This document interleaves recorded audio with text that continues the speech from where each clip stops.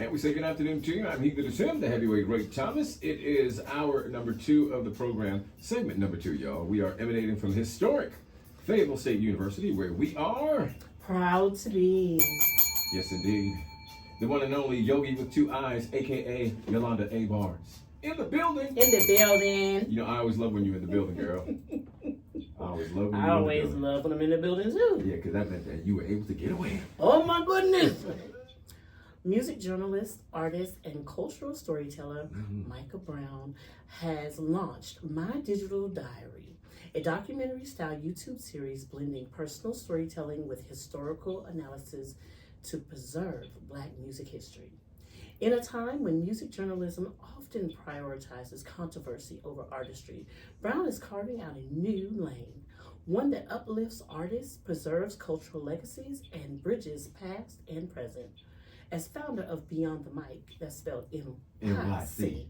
Part of her name. That's right. That's just that Brandon. Come on, Brandon 101. Brown has built a reputation for championing artists and reshaping music coverage. Her work has been featured in Foxy 99, the Tallahassee Democrat, Journey Magazine, and the FAMU. She has interviewed industry figures, Omarion, and legendary producer Troy Taylor. Put your hands together. Ladies and gentlemen, Put your hands together. Ladies and gentlemen, ladies and gentlemen, come to the stage. Micah Brown. Hey y'all. What are you doing? Hold on. Hold on. Wait a minute. Hey, you and Serena Thomas. Sorry. With the air horns. The human That's air my girl. horns. Can we hear the air horns one more time? I think your horn is broken. It was good the first time, and then you asked for it. Yes, indeed. All right. So, welcome, Micah. Thank you. I'm so happy to be here. Yes, it's a pleasure to have you on. And I told you when we spoke, I said you're a Renaissance woman. You got a lot going on. Well, thank you for that. Yes, title. indeed. And you young too. Yeah. Yes, indeed. So let's talk about the elephant in the room.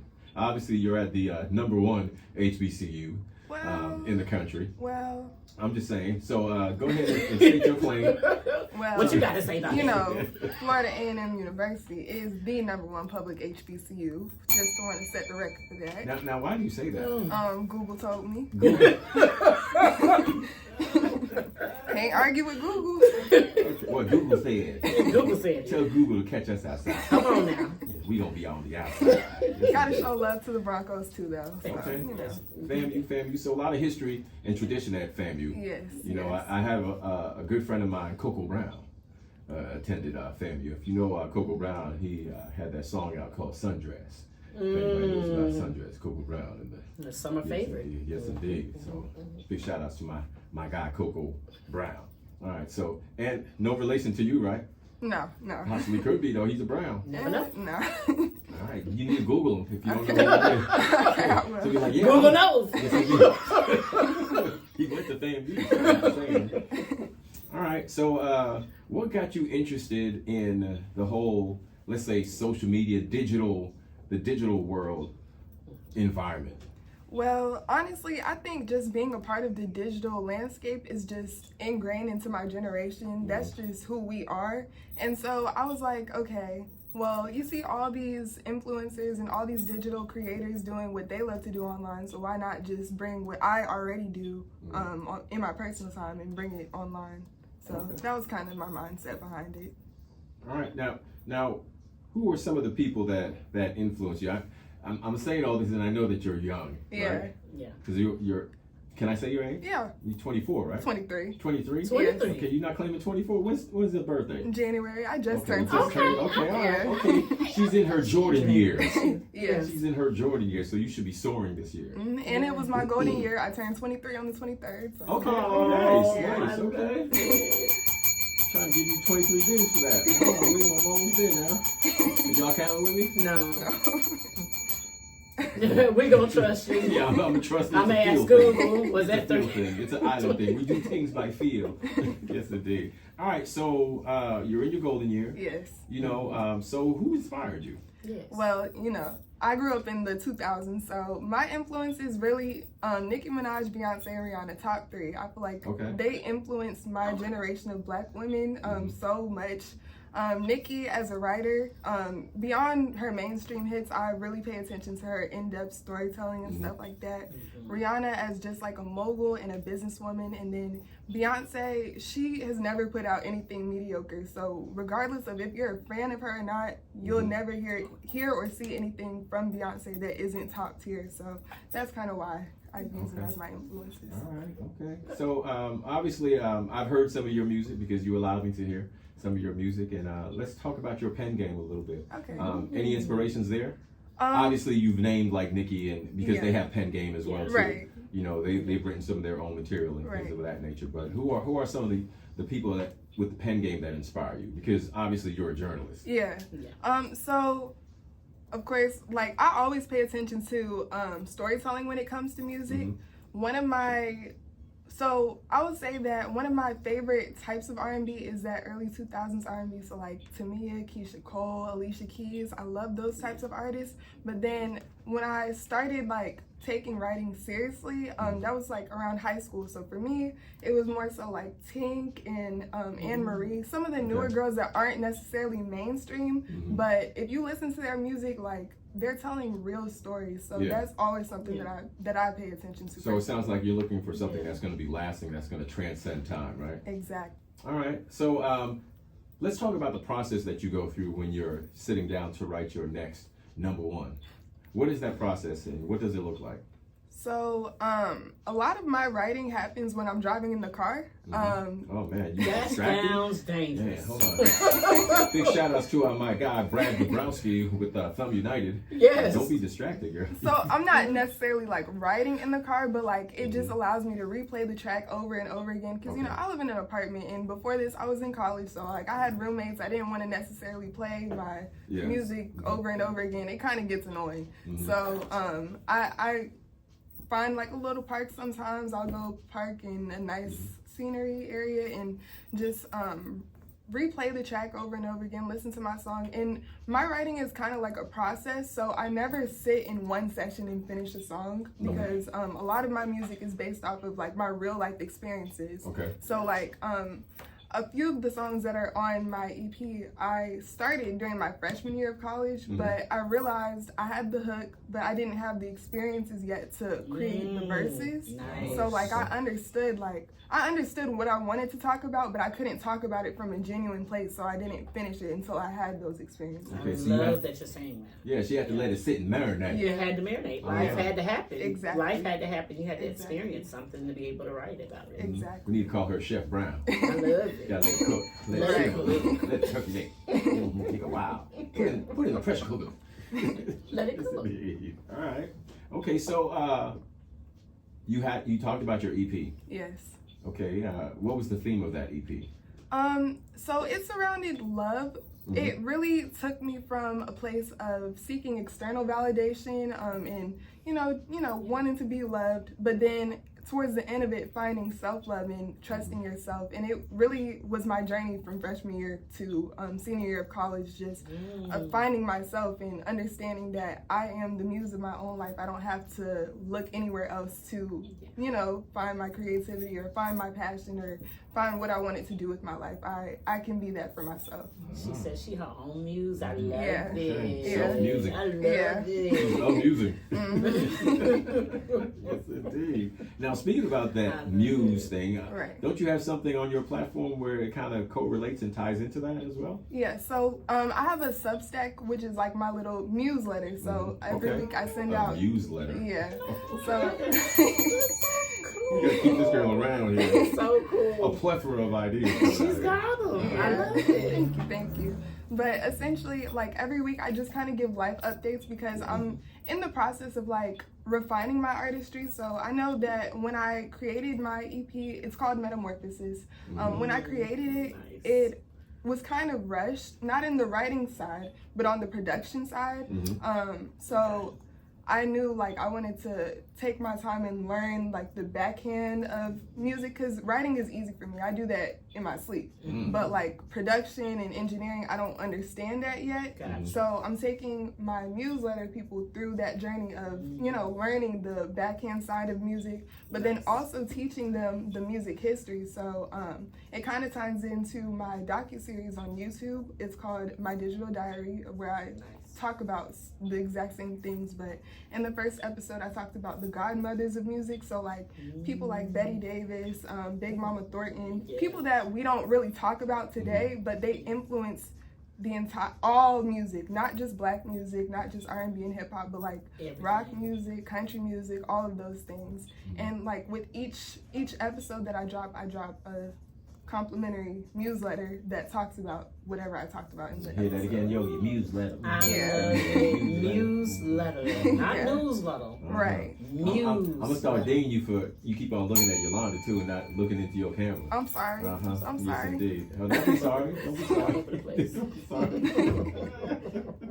I just want to get my dings in. That's all. Yes. Yes, indeed. So you have a lot going on. Yes. So how do you channel your energy and how do you focus? So the thing is, I don't focus, and that's why I do a lot of things.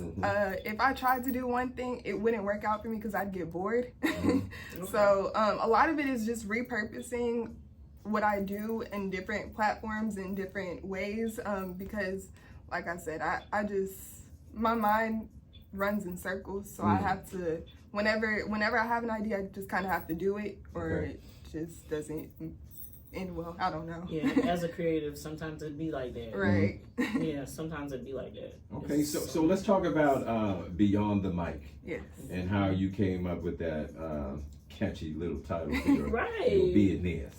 Well, Beyond the Mic really stemmed from the idea that I wanted during my time in college at FAMU. I started a podcast called Off the Record.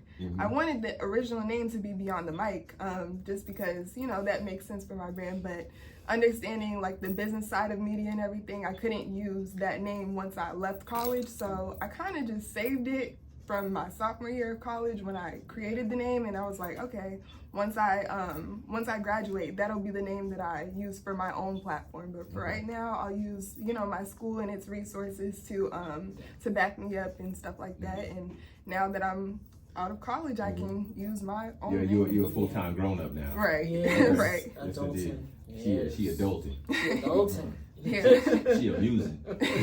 Yes, indeed. Yeah. All right, so that off the record, Yes. which was a nice title as well too. Very nice. So you still have ownership of that? No, I don't. So during my sophomore, junior year, I was hosting the show, but then my senior year I started producing the show so I could teach the people that were younger than me how to run the show on their own. Exactly. Once I left. All right. It's still owned by Journey Magazine. Okay. All right. So let's talk a little bit about Journey Magazine. See, you just transitioned into our next little conversation there.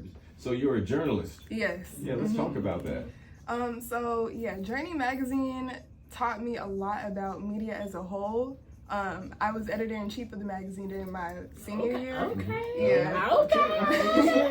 Yeah. Just title dropping over here. Yeah, you know. But Journey Magazine was just a creative hub on FAMU's campus, because we had our radio station, we had our newspaper, and we had our TV station. But Journey Magazine was really the place where it was 100% student run, and it was 100% our ideas and what we wanted to put on printed paper. So having something tangible like that was really important to me, especially, you know, being a fourth generation Rattler. Like, I wanted to find a way to leave my mark on the campus that my, you know, parents and grandparents and great grandparents already established for me. So and actually during my senior year, it was our 40th year anniversary. So I got to create that special edition, and that's something I'm just really, really proud of. That made me happy. That made me happy. So now I understand the history with the FAMU thing. Yeah. It is like FAMU. Yeah. Yeah, Okay, it's family. Right. A lot of history there. A lot of legacy. I was telling her I bleed orange and green. Okay. I said I do the same in blue and white. You know they do that in Miami too, though. Orange and green. They're green and orange. You just flip it around. Yeah. It's not orange and green, it's green and orange. Yeah. Okay. All right. So what is next for you, Micah? So really just expanding my digital diary series, expanding the Beyond the Mic platform. My goal now that I'm here in North Carolina is to really start reaching out to those independent artists and trying to get, interviews with them so that I can continue what I was doing when I was in school with Off the Record, but for, again, my own platform and stuff like that. And also just expanding my services for marketing, brand marketing specifically. And that's something that I'm kind of in the works on, but it's moving along steadily, so I'm excited about that venture too. Okay. All right. So, Yogii, she's a recording artist as well. Too. No. Because she talked about her EP. I want to hear. And what's the title of that EP again? It's called Metamorphosis. Metamorphosis. Yes. Yes, indeed. Let me go ahead and pop that back up on the screen so y'all can see it right down there in the lower corner, right underneath her brother, right down there. Y'all. All right. So young. So, tell us a little bit about that. How you come up with that title? Well, actually, my best friend came up with it for me. I've always loved butterflies. Butterflies are just, it's just always been something that I post about, something that symbolizes me as a whole. And she was like, you know what, for your EP, because I was debating different names and I didn't really know what to call it, but she was like, you should just call it Metamorphosis. And I was like, you don't think that's long? And she was like, it is kind of long, but I mean, it fits you and it fits your brand, so you should go with it. And then that kind of like was a catalyst for everything that I did after it. The butterfly is part of my logo for Beyond the Mic now. It's the B in Beyond the Mic. So yeah, it's kind of I need to cute. see it. It's kind of cute. She said it's kind of cute. Stop it. It is cute. Thank you. I ain't seen it, but it is Oh, cute. it's ugly. I don't think I've ever seen an ugly butterfly. Yeah. No, never did. Butterflies are beautiful. That's why they start with the letter B. Right. Yes, That's indeed. right. Beauty was her name. Yes, indeed. That's all I have. Thank you. You welcome. Now we're going to showcase some of your music on the program today. And, Okay. you brought in 3 offerings. So right now we're going to have like your own personal listening party. Yes. For that little. You gotta stop drinking that water. Too much water.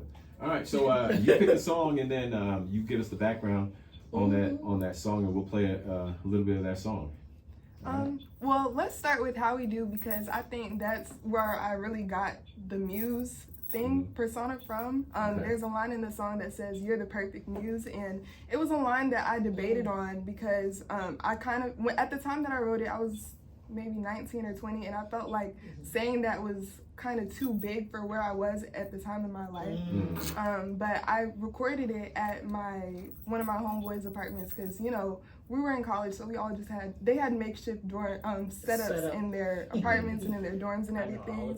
And I was telling him, like, I don't really know how I feel about this line. And he was like, you're overthinking it, just say it. So I left it in there, and then as I kept hearing it over and over again, it just kind of, it was like a mantra for my life and where I wanted to be. So I listened to it over and over again, and I was like, okay, like this is how we do. So yeah. All right. So here it is, ladies and gentlemen. Is this the first time on radio, or has it been played elsewhere? Okay, first so time we're on making the radio. debut. Right. It's a Ray Thomas. Air horns, please. Ray Thomas exclusive, y'all. Yes, Micah. It's called How We Do.